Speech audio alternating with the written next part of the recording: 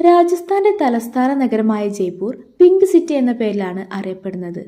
1876 ബ്രിട്ടനിലെ രാജകുമാരൻ എഡ്വേർഡ് ഏഴാമൻ ജയ്പൂർ സന്ദർശിച്ചപ്പോൾ അദ്ദേഹത്തെ സ്വാഗതം ചെയ്യാൻ വേണ്ടി മഹാരാജ രാം സിംഗ് നഗരം മുഴുവൻ പിങ്ക് നിറടിച്ചു.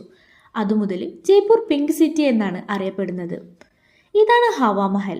1799 മഹാരാജ സവായ് പ്രതാപ് സിംഗ് നിർമ്മിച്ച ഹവാമഹൽ ശ്രീകൃഷ്ണന്റെ കിരീടത്തിന്റെ ആകൃതിയിലാണ് തയ്യാറാക്കിയിട്ടുള്ളത്.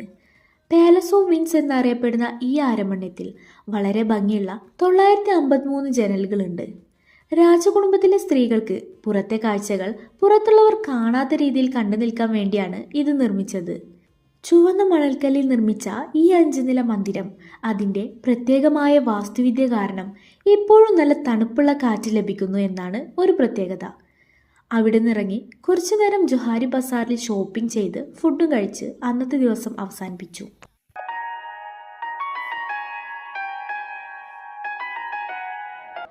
Second day Ajmer Dargah Sharif visit ചെയ്യാൻ വേണ്ടിയിട്ട് മാറ്റിവെച്ചു.